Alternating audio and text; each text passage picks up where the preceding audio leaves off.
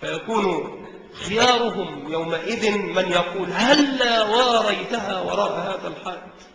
وهذا الحديث صححه الشيخ الإمام في السلسلة الصحيحة الجزء الأول. وله شاهد آخر من حديث النواس بن سمعان في حديثه الطويل في الدجال ويأجوج ومأجوج، وفي آخره فبينما هم كذلك إذ بعث الله ريحا طيبة فتأخذهم تحت آباطهم فتقبض روح كل مؤمن وكل مسلم ويبقى شرار الناس يتهارجون تهارج الحمير، يعني يتسافدون تسافد الحمير كما في الحديث الذي مر. فعليهم تقوم الساعة، يتدنى المستوى الأخلاقي جدا، بل تنعدم الأخلاق تماما، ويكون خيارهم من يقول هلا ورأيتها وراء هذا الحائط. وشيء آخر، تهدم الكعبة حجرا حجرا، يهدمها ذو السويقتين من الحبشة. وهذا الزمان الأخير هو الذي تهدم فيه الكعبة حجرا حجرا، يهدمها ذو السويقتين من الحبشة. في الحديث الذي أخرجه الإمام أحمد من طرق عن أبي هريرة رضوان الله عليه أن الرسول صلى الله عليه وسلم قال: يبايع لرجل بين الركن والمقام ولن يستحل البيت إلا أهله، فإذا استحلوه فلا يسأل عن هلكة العرب، ثم تأتي الحبشة فيخربونه خرابا لا يعمر بعده أبدا، وهم الذين يستخرجون كنزه. وهو حديث صحيح أخرجه أيضا ابن حبان والحاكم في المستدرك.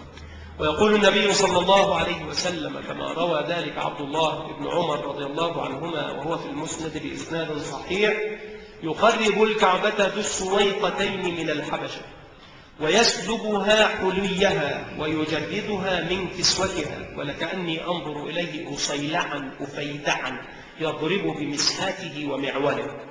وفي صحيح البخاري ومسند أحمد عن ابن عباس أن النبي صلى الله عليه وسلم قال: كأني أنظر إليه أسود أبحج ينقضها حجرا حجرا، يعني الكعبة، تهدم الكعبة إلى الأساس.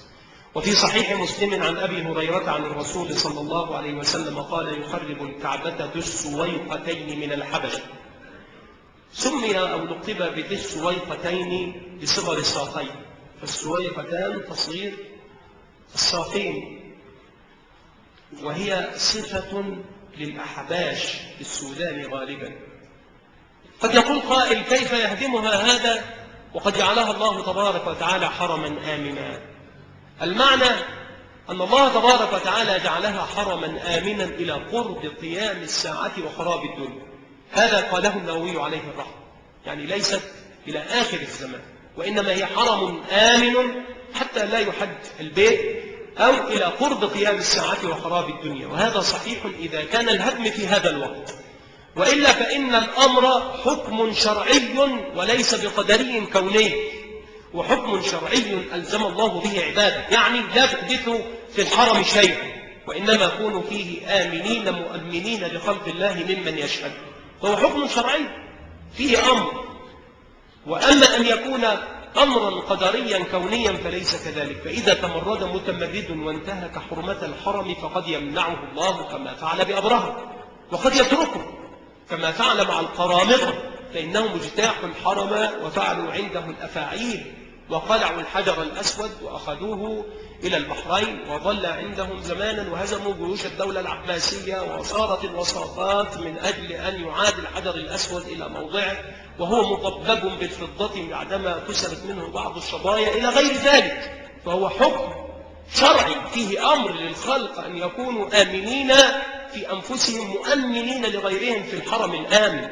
أما أن الله تبارك وتعالى جعله كذلك ضربة لازم، فيقول العلماء أنه حكم شرعي وليس بحكم قدري كوني. لا تقوم الساعة حتى تطلع الشمس من مغربها، يصبح الناس فإذا الشمس قد طلعت من مغربها، فإذا طلعت فرآها الناس آمنوا أجمعون.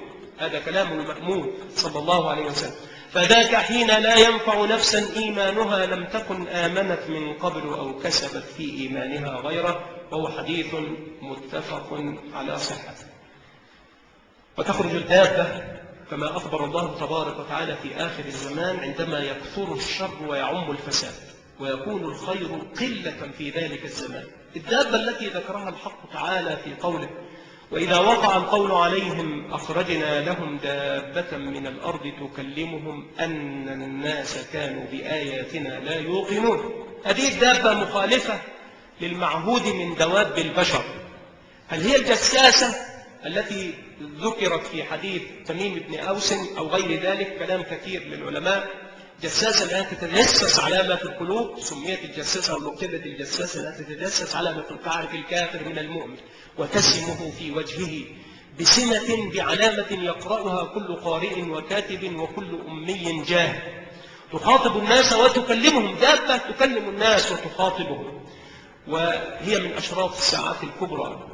وروى الإمام أحمد في مسنده والبخاري في الكبير والبغوي في حديث علي بن الجعد وأبو نعيم في أخبار أصبهان بإسناد صحيح عن أبي أمامة يرفعه إلى النبي صلى الله عليه وسلم قال: تخرج الدابة فتسم الناس تعلمهم على خراطيمهم على أنوفهم، ثم يعمرون فيكم حتى يشتري الرجل البعير فيقول: ممن اشتريته؟ فيقول: اشتريته من أحد المخطمين، من الذين وسمتهم علمتهم الدابة.